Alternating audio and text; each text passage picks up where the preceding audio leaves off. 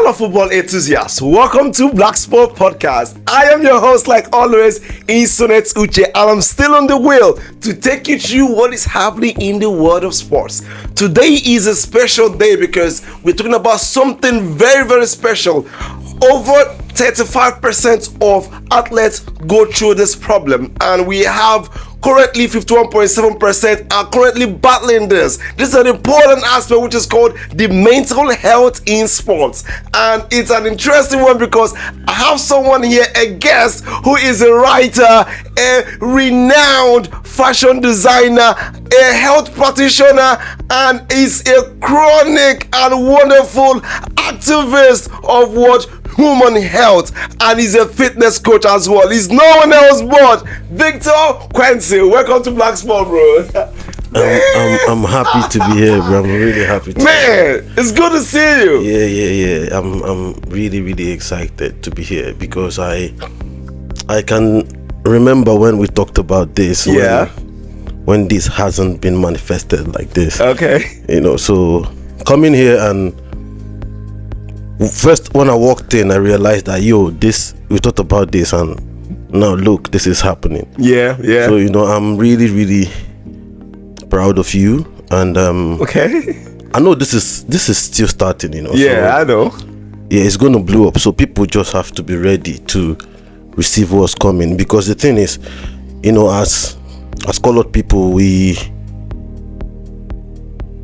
the topic we're talking about, or we're going to talk about today, I feel is something that everyone needs to pay attention to. And having that, you as a football enthusiast shining light on this is something that I really do appreciate. And as someone who is in the mental health space, I feel the connection is really and it's really time. I think the timing is divinely right. Yeah. To talk about this. So You're happy to be here, right? I'm super excited to be We're honest. really happy to have Victor Quincy here in the studio. Do you know what I just said? He has gone through a whole lot of things that he have actually passed through. He's a fitness coach, he's a writer, he's a health practitioner. That means he has seen it all. He have actually coached people through these phases. So before we dive into everything now about the mental health or with the sports, when did you fall in love with the game of sports? Actually, growing up from let me say, as a child, right? Yeah. The space that I grew up in was one where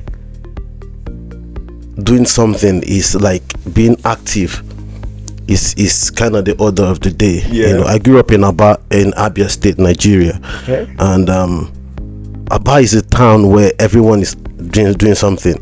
As a kid, if you're not playing football, if you're not, like, you just have to be active. Just be good at something. You just have to be something. active. And I kind of understood how much being active helped me as a child, and going through the childhood phase, the secondary school phase, then the university space, and being open to studying psychology, Yes. made me understand, like, all these activities as a child has kind of like brought me to this space, and I'm really understanding things better, right? Prior to the before. So like, when we can actually pinpoint, like, you're a fitness coach, when do you think that this is it for you? When do you see that, fine, I'm in love with this, I'm in love with getting physically healthy, I'm in love with drawing up all the whole muscles up, I love this? Well, when do you have a thing that I need to hit the gym? When did you fall in love with this? Okay, that was really after I had this health scare when I was a teen. So after the health scare, I started learning things, like learning life afresh. Like, I started learning how to walk. It was like you had how will I put it? You just, like, life hits you so fast that you have to start afresh to relearn. Yes, I started relearning. It was crazy because I started learning how to walk. Like, from how to walk, I started learning how to, like, kind of talk properly, because then I used to stammer. Like, I stuttered so hard then, but I still do now. But I've trying to kind of like learned how to manage the whole thing, maybe by speaking slow and stuff like that. Okay. But yeah, going through that phase, I realized that it had a lot to do with my mind. Okay. And my mom really helped, because she would tell you stuff that even if you feel like within you that you're dying, if you hear the things she says, and automatically you see that you might be so foolish thinking of dying even, because there's someone who believes in you so much, you know what I mean? So kind of all those stuffs like helped me personally, and I realized that a whole lot could come from having a changed mindset, you know, especially how you look at things. And I would give my mom credit for doing that for me. So she brought me into that mental health space where you have to understand that your mind can take you through anything. And psychology, mental health is just basically the study of the mind, isn't it? So if you understand how the mind works, then really you can actually do anything. So that brought me to loving mental health. I went for psychology, because in my head I was like, I want to study how people think. But though it wasn't really what I saw in psychology space, but the studying, counseling and all that helped me understand that I can understand how I feel, and once I understand how I feel, I can be able to understand how someone feels. And when I understand how you feel, then maybe I can kind of like read your mind, you know, because I can understand. Once I understand how you're feeling, then from your feelings your thoughts are created, and from your thoughts you can tell me the things you think, you know. So you see, I've kind of like read your mind by understanding how you feel. But that has to come from me understanding how I feel first. So you know, so I would say the university was where I had to, so that's like I started loving mental health and everything. You know, so that was like years ago. That means you put it this way. So you fell in love with fitness and actually training more to building your mind mentally and physically as well towards your university days. That's what you actually fell in love with. And also let me put this straight there. Like, you know, there was, you know, you can be doing stuff and before you know, your ego will take over, right?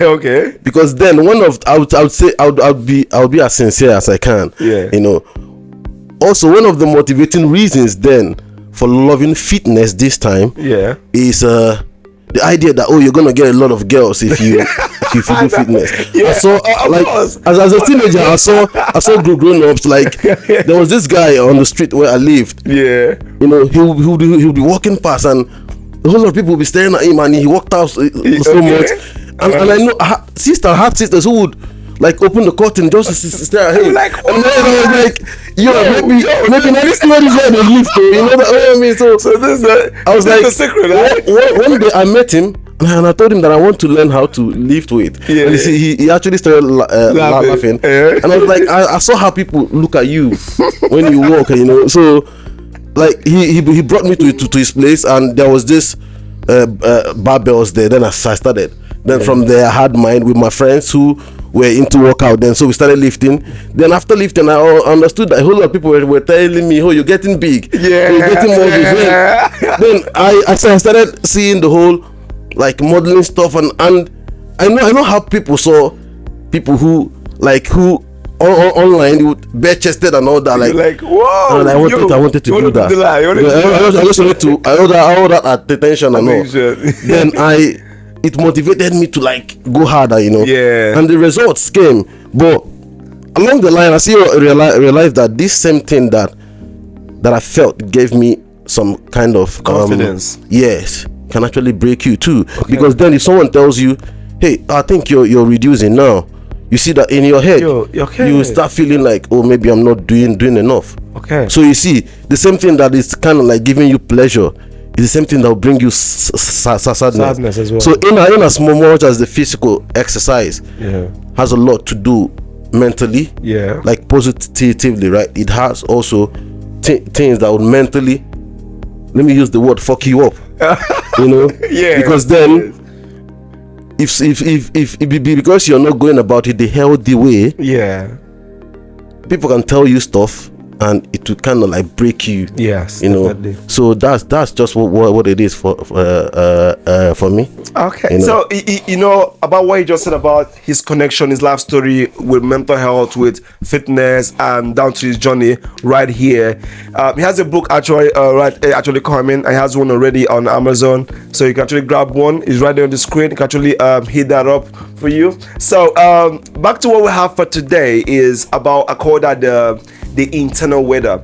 Most people actually thinking about their physical body and don't worry about the emotional one. Okay, just like the same way we have the weather of the weather that goes through different seasons of you go through the spring, the winter, and also the autumn. The same way your mental health goes through all those stress of Phases sadness, too, angers. You go through all this space, so your ability to navigate through all these waters and stay afloat is what really matters. Exactly. You I believe, understand? like, let me just add a little to what you said.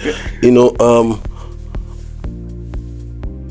when I kind of introspect, you know, I've been thinking a lot lately, right? Yeah. Then sometimes I stumble on thoughts and I write them down. Okay, so the thing you said about the mind going through phases, or our emotions going through phases, I made sense of that so much because somehow I think I've written down something about how the weather can be a whole lot of therapy for us. Yeah. Let me use the UK as an example. The weather is so bipolar that you can go outside and experience the 3 seasons at the same time. Yeah, definitely. Like, it's hot, then the next minute it's cold. Yeah. The next minute it's about to snow. Yeah. You know, the same way the human mind functions. Okay. You know, like the human mind has a lot to do with the like, if you understand the cloud, you can understand how your emotion works. You know, like sometimes if the sky is dark, you know in your head that just give it some many minutes and the sky is gonna brighten up too. Yeah, definitely. But if we're sad in our head, we don't still remember that. Just give ourselves some minutes. Time. Our mind will be clear, or maybe this anxiety would stop. Yeah. You know, this fear would cease. You know, we understand life and how the phases and seasons work, but we don't understand ourselves in that frame too. Yeah. And I feel like making sense of how nature works and understanding that we are part of nature too, would give you that like self-awareness to know that I don't even need to read so much books. I don't even need to go for so much therapy. Life itself is the it's therapeutic on its own. exactly. Yeah. You know, the weather is there to teach me stuff. The animals are there to teach me things. The babies are there to teach me things. Kids are there to teach me. My neighbor is there to teach me, because they are all part of nature itself. Yeah. Just as you are part of nature too. But I think we've alienated ourselves from nature so much that now we just want to strive for things when everything is just around. To understand your mind, just understand life, just understand the little things, and like that can lead you a whole lot to understanding self. And I feel like understanding self is the core of mental health. Okay, the core of mental health being understanding your own self. And this brings us to the real topic of today, which has to do with how athletes cope with mental health. Mental health goes all around, not just athletes, even the fans as well go through all this phase. Yeah. So don't think that he's exceptional to, or maybe he's an elite player. It goes down even to academy players, and it's actually recorded that over 44% of academy players goes into mental state every single day because of pressure. So now let's talk about the players, the elite players. Most people don't think that this is something they need to pay serious attention to. Yeah, most people think it's just a way of life. Mental health taken seriously by athletes is paramount, yes. But do you think that we're doing enough to protect players going through this? I myself inclusive, because we go through matches, we banter about it, we talk about, but you can't take away the critics from the sports. But yet also those critics are also bound to mar and also to break them. So what do you think about the cohesion between this thing? How do you think athletes can cope with mental health, especially young academy players who are still coming up the ranks? I'll always say that first of all, we need to understand that we are human beings first before every other thing. Yeah. You know, people tend to get lost in the idea or the image a person presents. And maybe if the image is pleasing to us, we now make a person out of that image. Yeah.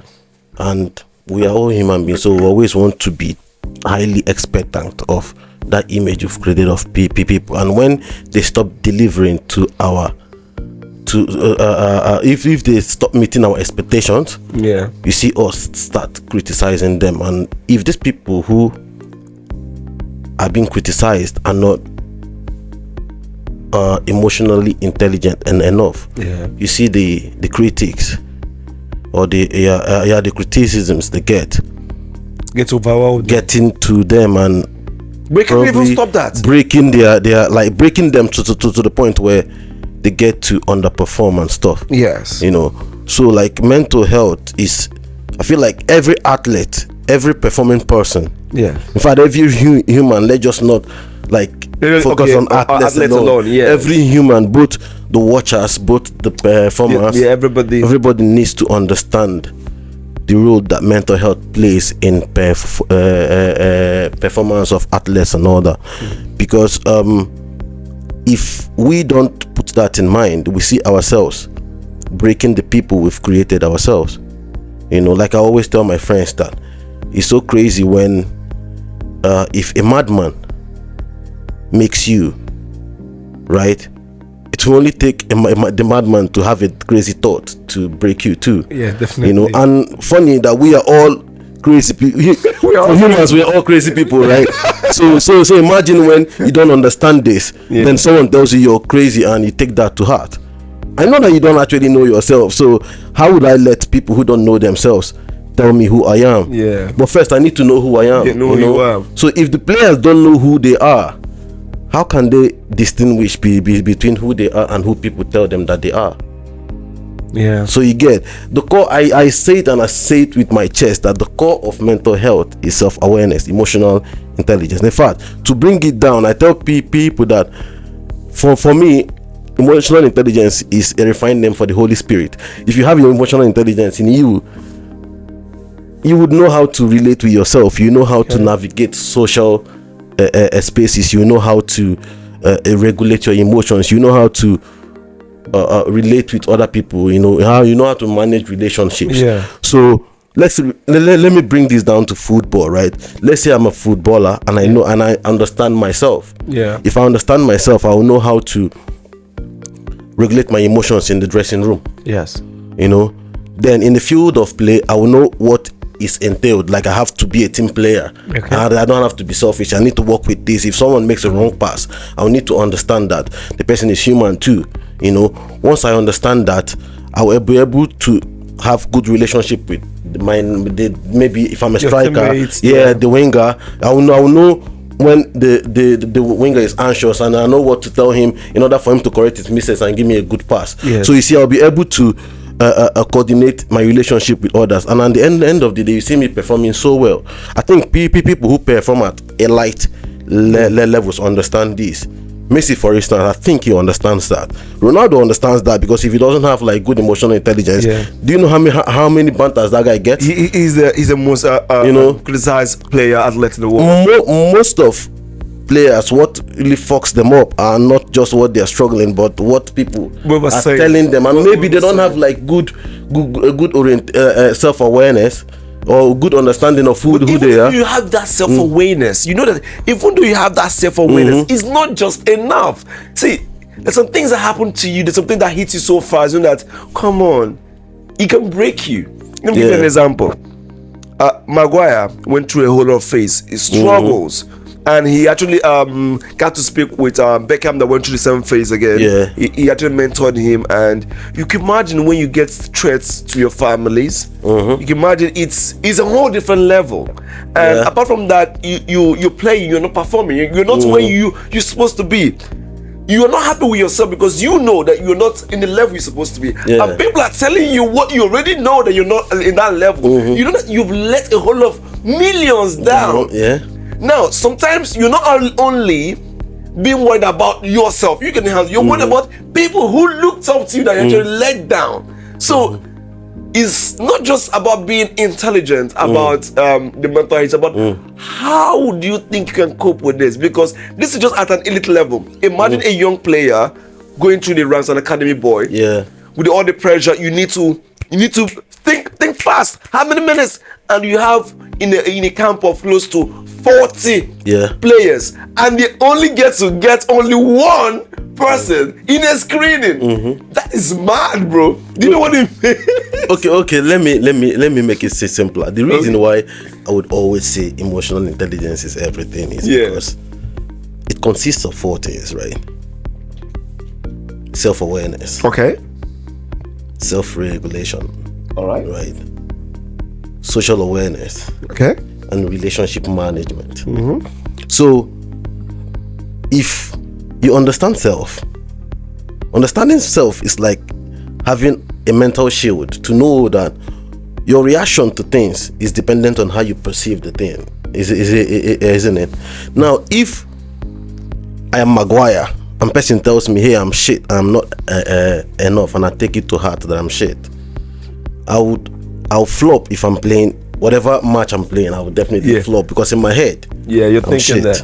Now, if someone tells me I'm shit, and I get the word and I examine the word, like I try to naked the word to understand what this really means, and I first of all understand who is saying this, what authority does this person have. Now, I've played football basically all my life. And this person must have started watching football, like say. Imagine if he has watched football all his life. Can't say that. If they have seen different stars. If the person has watched football all their life, yes. For the fact that I've played football all my life, yes, I'm the one experiencing everything. Definitely. He's just watching me, and his interpretation of whatever I play is based on his level of experience and his level of what you should have been playing at that level, and that is on him, whatever he expects. Okay, I don't know if you understand. Now, if I don't know myself, I would think that whatever he says is who I am. But if I know who I am, I understand that I'm in a phase where maybe I'm not giving enough in training. Maybe there's still something that I need to learn. Maybe I'm in a space where I'm too anxious. Maybe I need to work on my anxiety levels and all. That will be my focus, and not even what they say, because they don't actually know themselves. Because if they know themselves, then they will understand that this guy is in a phase where maybe he's going through a dark time. So definitely with more work, he will definitely come to light. But they don't understand that, and because the person doesn't understand that, if I believe the person, automatically I'm fucking myself up. Okay, if you don't believe the person, what if the situation whereby they tell you, come on, you're great, you're good, you're the best player in the world, and you know that you're really good, then why do you get to believe yourself when it's all about positivity? No, that's the same thing that I said earlier, that if a madman makes you king, what he just need is one mad thought to dethrone you. You understand? So if I believe them first without believing in myself, okay, any day they wake up and tell me that I'm shit, I'll believe that I'm shit too. You know what thing I like about like if you see strong-willed players like let's say Zlatan. Yes. People who don't understand will see him as arrogant, as a proud person. See, so someone like Ronaldo, right? He will say things. Some people will be like, I saw a clip. He said he was talking about. I think he was talking about France football, and he said something about like, he said that Saudi Arabia is better, is stronger than Ligue 1. Yeah, Ligue 1. You know, some people might be like, what's this guy talking about? But he's saying based on his level of experience. Yeah, he has played in great places. Do you understand? So from the level of place he has played, and it's compared to what he has seen it as shit. So to him, he might be, see, the life is a perspective thing. So if I take your perspective as my truth, it fucks me up, or it makes me happy. But I need to understand and create my own truth. So if you tell me the thing you think is truth, I will use my own understanding of myself as a standard to weigh whatever you tell me. That way I can choose what to believe and what not to. And if I don't think like that, whatever anyone says gets to me. And it still takes emotional intelligence to understand that. What I think that, like when it comes to what you said about academy players and all that, I think every team or every club should, if they, I don't maybe they do, if they get like coaches and and trainers for maybe physical health and all that. Yeah. I feel like they should get coaches for mental health too, because if the players, if the mind is not right, the players won't even play well. It's not even about getting the coaches. It's about the willingness of you seeking help. There's one about just like what's her name? The other athlete, Osaka. Yeah. Simone, that's Osaka, right? Naomi Osaka. Yeah. That pulled that. She's confident enough to come and say, "I'm battling with depression and anxiety since I actually won the US was the ATL ATP since I won the ATP, has all this anxiety and depression." Yeah. Not everybody can actually admit that know that they have a problem that they need to work on. Yeah. And believe you me, 80% of young players who don't even want to think that they all focus about I'm not good enough, that's why they make the sport. Yeah. And because I need to be good enough, they don't think that this is about you going through the waves of mental health at that phase. Yeah. They're all about making the court, making it to the finals, Yeah. or making the courts to get screened. And if they don't make it, it breaks you. It takes a by grace of God and the whole of motivation to keep you going. So that is why I talk about African players. I tell them, if you're going for a career in football, always know that it must not always be football. Even if it doesn't work, there's still life if not football. Yes. So always know that you can actually survive even regardless that you didn't make it in football. Now, brings me back to what our discussion now is. It can actually make you and break you. As a young player, and a young academy who's still starting to become an elite player, does not know or identify that he needs help. So even if you have a mental health officer around to, it's about you knowing that you need to go and seek that support. Okay, I think it comes where this is where the elite players come in, right? Okay. Mbappe, for instance, I can remember there were clips of him saying that Ronaldo is his idol. Yes. And you know one thing with idols is if you have an idol, you see yourself cultivating a mentality that your idol has aligns with what your idols believe in. Yeah. So now imagine where I think the Ronaldo story will still motivate a whole lot of people, yes, right? Because they will always bring pictures of him when he lost his dad and all that, you know, and that inspires you to know that, oh, you can actually get to a place. But I think, or it might be a business thing though, where they just show you the part where they struggle and they turn great footballers. You know, there is something that I wrote in my book about understanding failure and how much failure inspires. That success might motivate you, but it takes failure to inspire you. And you know that inspiration and motivation are kind of like different things that people need to understand. You know, inspiration is, for me, I feel it's intrinsic, like you create it yourself. Yeah. The motivation is basically given to you. Yeah, given to you. You understand? It's more like the outside in, and the other one is like the inside out. And for me, I feel if it's intrinsic, it kind of like lasts longer. The energy is quite stronger when it's coming from within. Because at the end of the day, it's what you tell yourself that matters. Let me use an example for you. It's like a well-known story, like for Christians. I think they will relate a whole lot. In a book in the Bible, I think the prodigal son. You know why that story for me is very profound is I might not see it the religious way, right? But the way I made sense of it was the guy was intrinsically inspired, not motivated. Okay. You know, like nobody told him, hey, you shouldn't be sitting with pigs or eating with swines and stuff like that. You know, he told himself, hey, I think I'm done here. Yeah. You see, maybe there is. I think I've kind of like I've seen this, and from where I'm coming from, I think is better. There was no Holy Spirit that told him, hey, it's time to go. There was no pastor that told him, hey, it's time. All those people do is motivate you. They can motivate you, and at the end of the whole day, still if you don't have the right space, mental space, you can't still, like, their words won't grow in you, isn't it? So you need that inspiration, and the inspiration comes from you changing your thoughts. Like, I think in therapy there's what we call CBT, you know, cognitive behavioral therapy. You know, I think it's very, very profound in kind of like changing how you see things. Okay. You know, because the things you believe stem from thoughts, isn't it? So if you can deconstruct these thoughts and create new ones, then automatically you would uproot those old thoughts and replace it with new ones, and these ones will form new truths for you. So like I think the book I'm putting out very soon kind of like is a guide to help you do the like resizing. Is this working, is this not working? You have to introspect, ask yourself questions. Is this the right idea to choose?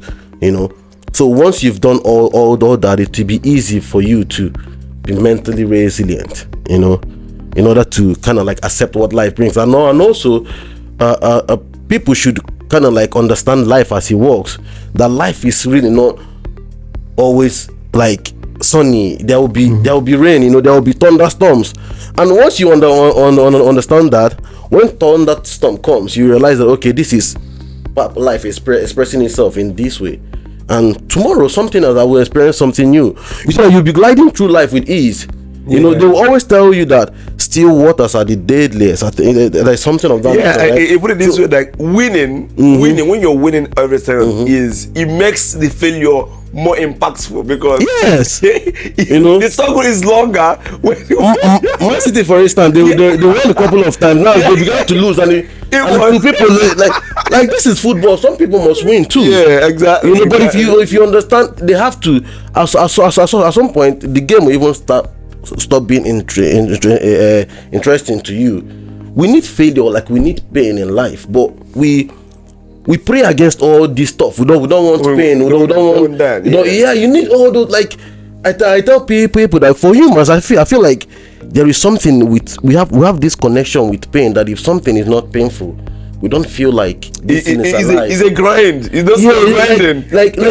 And it's so true, because if you check when you were born, what really proved to everybody that you were alive was you cried. Yeah. And crying is pain. So maybe I could have laughed and everybody would know that this guy is here. But if you're actually beat so that you're spanked a little so that you can cry. Yeah. And when you cry, everybody will thank God that you're feeling pain. So you see, I don't know the way you put it this way. Everybody is thanking God that you're feeling pain. I don't know if you understand. So and you see that we only show empathy when we see somebody feeling pain. No. So that means there is something about pain that we really, really love. But we pray. See, if the earth could talk, yes, do you know how it would feel having holes and spare, in order for you to just plant a seed, they have to go through the pain. The ground has to go through pain. Do you know what childbirth is like? You have to go through pain. You have to go through pain for that. That's when maybe the story even becomes a bigger testimony when you tell people, I was in labor for 5 hours. Everybody will give up praise to God because you felt pain for 5 hours. Yeah. But if I stand on the altar, for instance, and say I gave birth and immediately I went in and I came out, everybody will be like, okay, that's it. But if I start crying and telling how I cried, how I shouted, the story will be more, because there's a bit of pain. What is motivation? Motivation have to go when you go through a series of pain, and at the last you are crowned. I feel like the motivation is so someone telling you how they experienced pain and express themselves through pain, and because you've actually gone through, you know what they are feeling deep down, because you have that magnetic force which is pain that attracts us to the pains of other. You see, our good person coming out when we just hear a sad story. Let me say the story of Dele Ali. Is that his name, right? The guy that plays ball.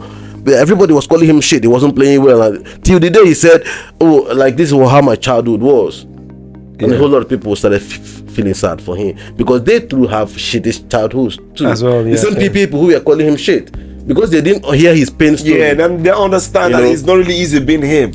Exactly. So I feel like there's that thing about pain that just unites every human, and everything living, basically. So if you understand that pain is a part of life, it helps us be mentally resilient when challenges come. Yeah. Because we know that once we see a challenge, this is an omen to build. This is And this is a sign that yes, growth is imminent. We just have to put in the right work. And understanding it this way is where emotional intelligence still comes in.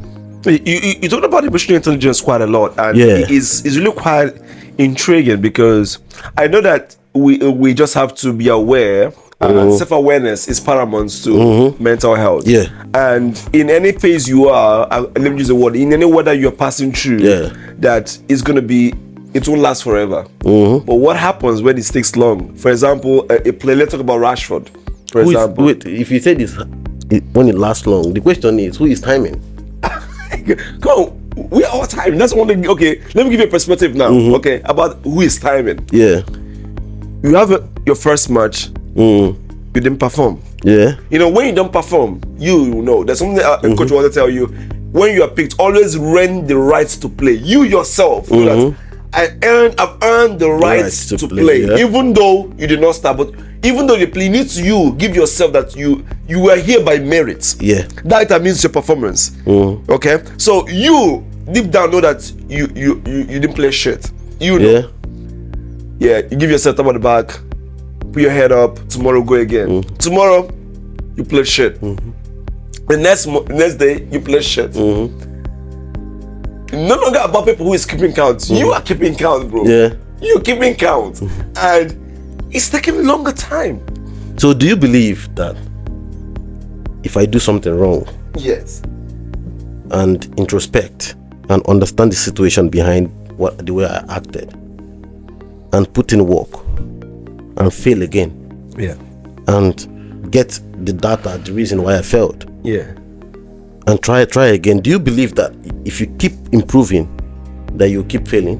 No, exactly. See, the problem is we are working on people's timing. You know, we have a timing for success. Maybe at 25, as a footballer, you should have made it elite. You should have done this. You know what I mean? We are living on the timing of others. That is still where emotional intelligence comes in. Because if you understand that I'm running life on my own time. Okay, I get that. You understand?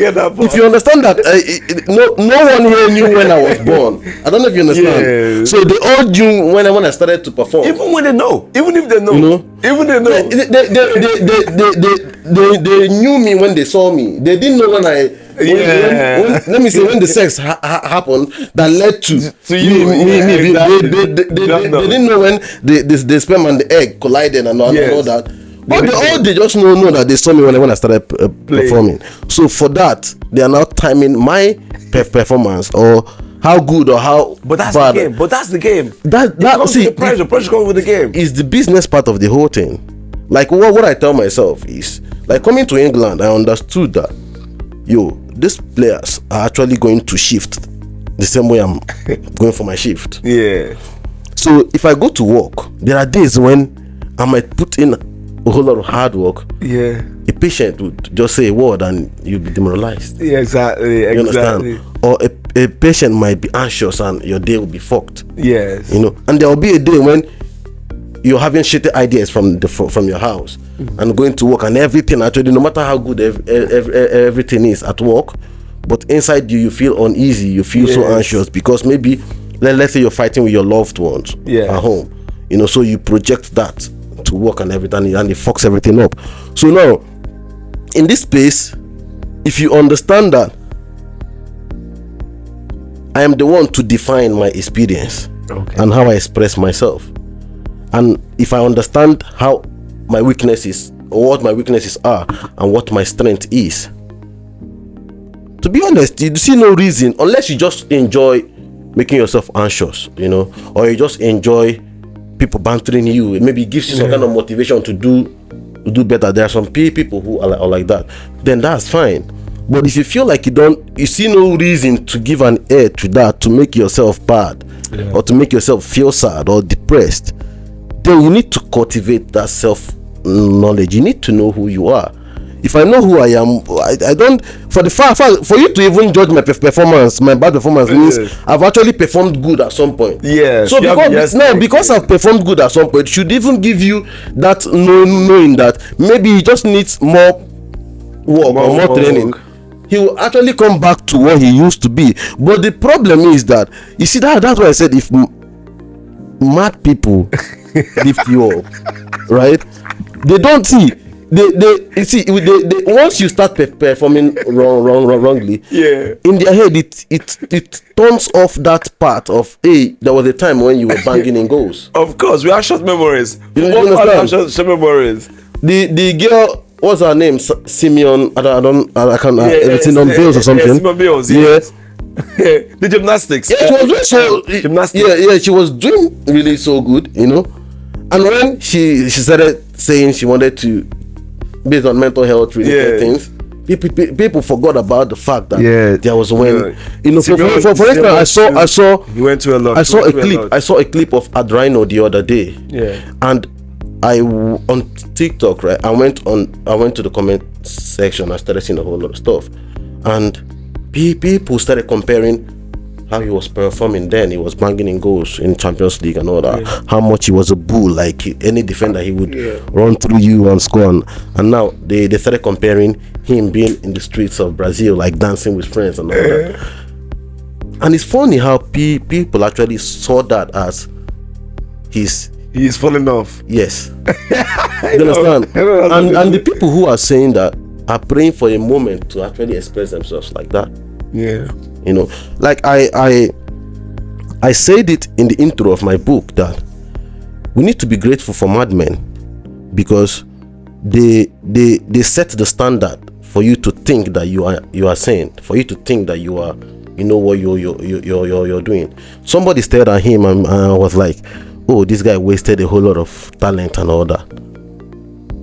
But the person saying that has also told himself some way somehow that he's really not doing right. Yeah. So he's looking for only people doing right in his eyes. Yeah. So if he comes across a post of somebody not doing right in his eyes, the first thing he will do is to throw that banter or critic, you know, because they themselves have been criticizing themselves all along. Because you can actually give only the thing you have. Yes. You understand? Be it good or bad.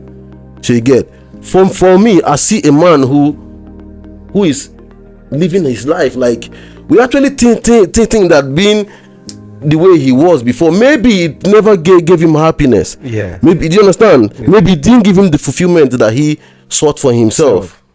You get me? But in our eyes, he was entertaining us. But see how selfish we are. Right. We just want him to keep entertaining us in our level. Yeah. We don't want him to have time for himself. So if he now has time for himself, and the things he does to have time for himself contrasts what we think he should be doing, automatically we start raising banters. And that's how we see celebrities and all that.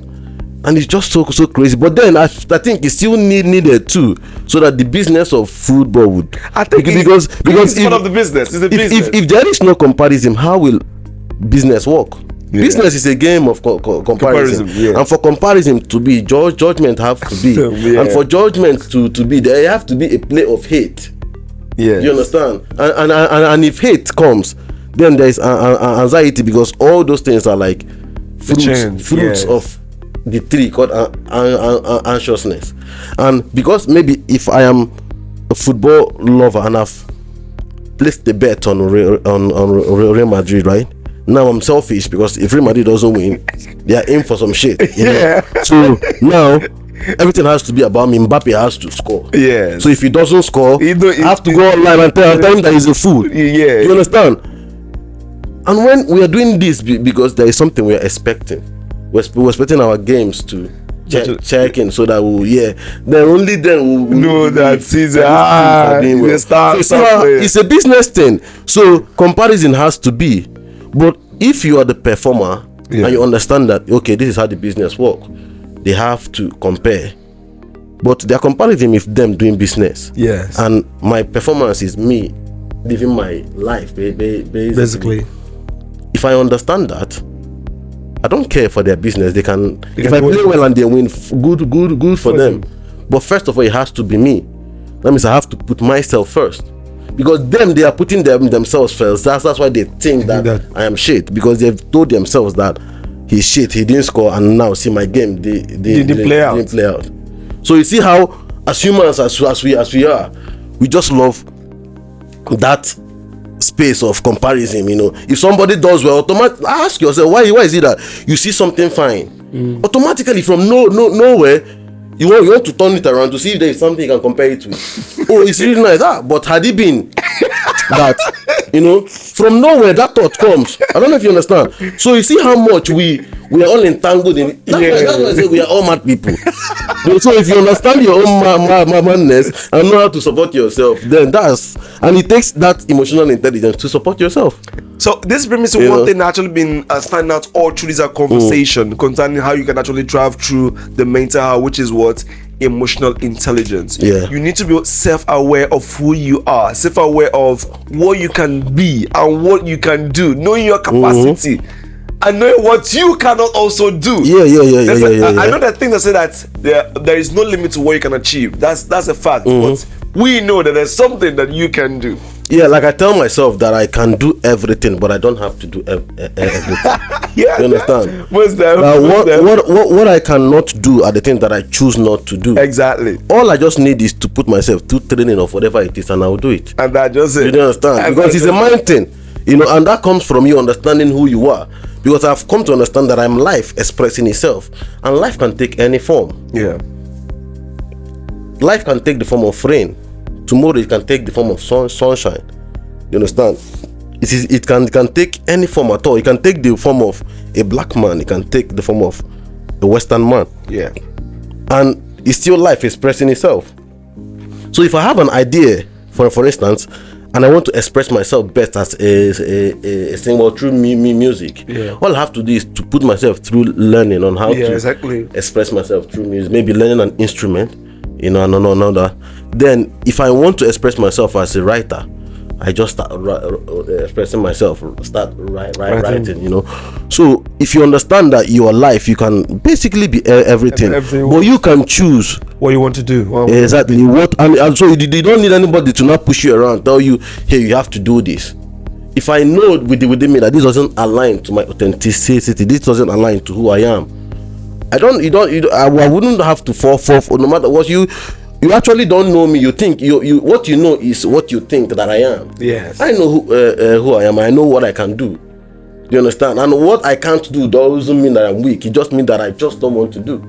And the way I put this way, people tell you, well, people who motivate people, talk is cheap. They say, talk. By the time it hits you, you then know. Now, let's come into that angle now. It's easy to say, to motivate people, to get them, come on, you can do this, But what happens when it comes to your lab?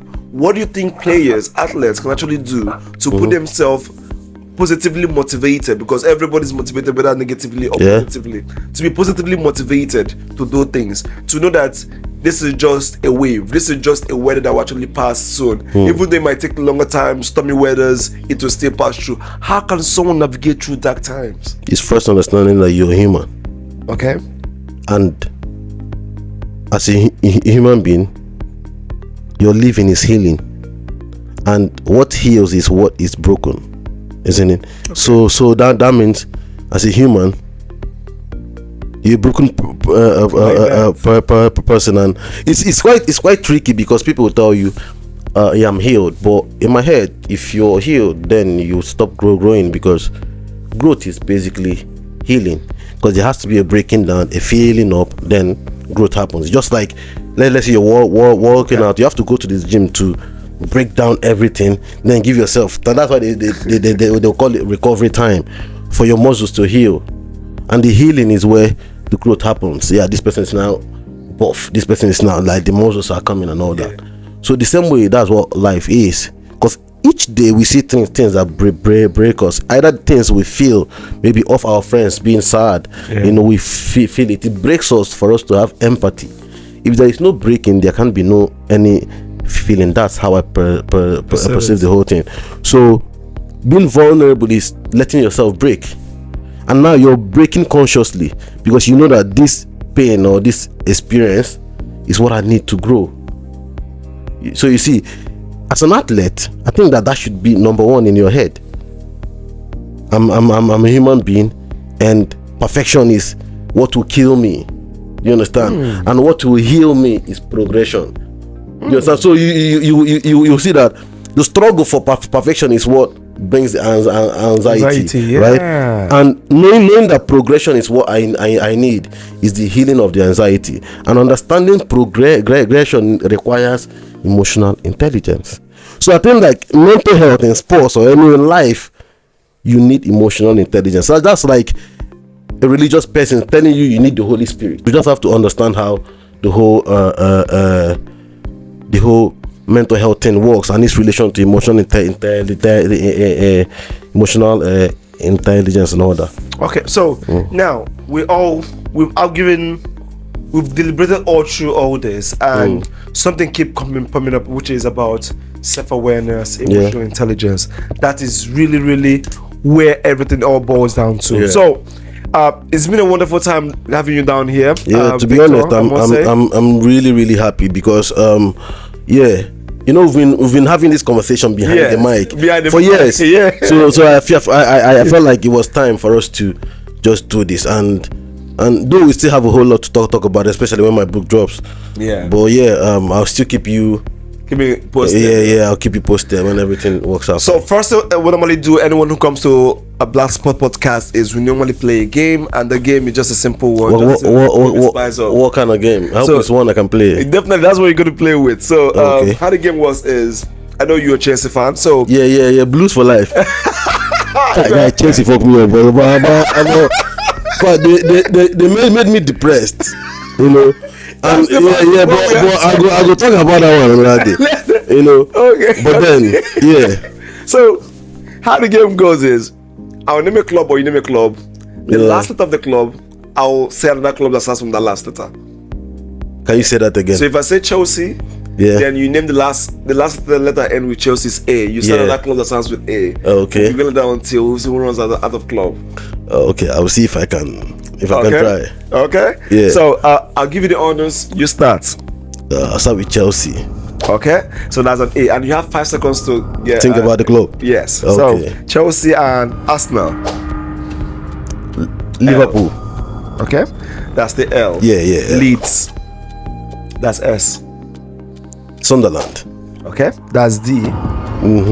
Yeah. Derby County.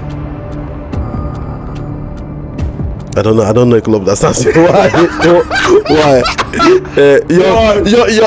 Young Star Belgrade or something. Is there any club like that?